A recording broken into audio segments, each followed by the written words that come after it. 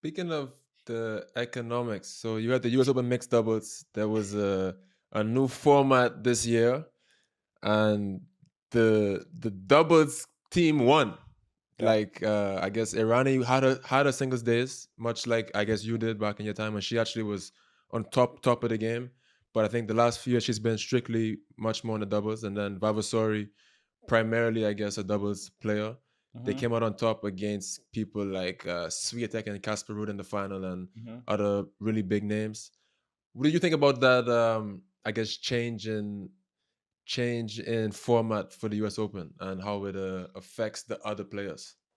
So I think, first of all, I think the USTA did a great job in trying to innovate or mixed doubles in this case, and put it during the fan week, make it a little bit more easy to watch and sort of front and center. I think that was great.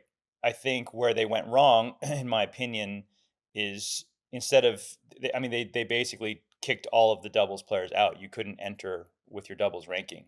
So I don't feel, I mean, tennis for me has always been about merit, right? Winning Grand Slams has been about merit, and it's not really about the money. It's not really, I mean, obviously it's a nice thing for sure, but the bottom line is if you win a Grand Slam, you feel like you beat the best players in the world. I don't think that happened in this situation. I don't think that happened. They did not beat the best doubles players in the world, or the best players that play that discipline. Mhm. So for me to hand out a Grand Slam trophy when you're not allowing some of the best, people in that specific competition to play is not right. If I would have fixed it, or if I would have been able to say something or do it again, I would have let people enter as they would. You can enter with your singles ranking, you can enter with your doubles ranking, and let whoever gets in and play for it. And I think that would Mhm. have been a true test and worthy of a Grand Slam title. It's an interesting conversation though, because like I was there those 2 days and there were so many people, Hmm. packed crowds. So I understand on one hand the argument that they're saying, that all of the singles players, played it and they brought so many eyes to the sport and so many people came out, and I think they sold tickets for mixed doubles, no? Because I think the grounds pass Yeah, for qualies was free, so they sold tickets. So they probably did it great because there were so many people there. But yep. then I don't know what the financial breakdown was. Did people besides the winner make money? Yeah, they did. And I'm not arguing for a second that they didn't do it. They didn't do well to promote the game and to Yeah, do all those things. I'm not arguing that for a second. However, yeah, what I'm saying is that I don't think you can still call it, the a Grand Slam winner. That's yeah. that's the issue that I have with it, because I don't think that, as we're seeing, there was one true doubles team in there, to your point.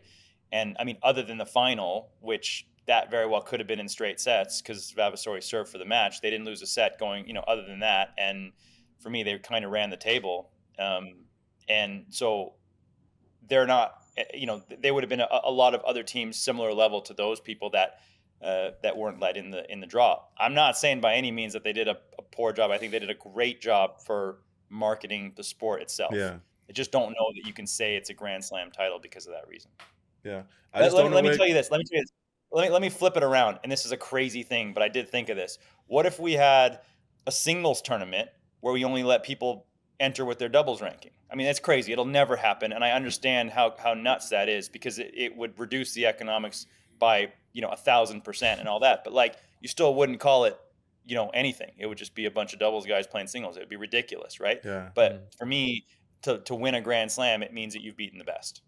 yeah. I just think that like for the structure of like professional doubles, I guess is probably not ideal. Like maybe they financially they did great, but then that actually went to one doubles team compared to Yeah. the in the past years how many doubles teams would have played mixed doubles and benefited financially, especially looking at like doubles players don't make that much money anyway, so they look to the Yeah. slams to like try and get a nice chunk, and then now that's just been taken away. So I don't know what the answer is. Like I don't know if there needs to be a little bit more of a balance between like the, I don't know, the wild cards and more opportunities for the doubles specific players to come in with their doubles ranking and gain entry. So, but Yeah, I yeah, mean, I think one thing is you can just make the draw bigger, which I believe that they would.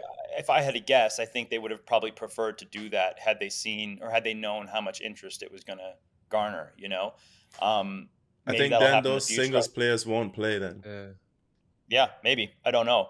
But the other thing I will say to the USTA's credit is they basically took last year's mixed doubles prize money and put it into the doubles.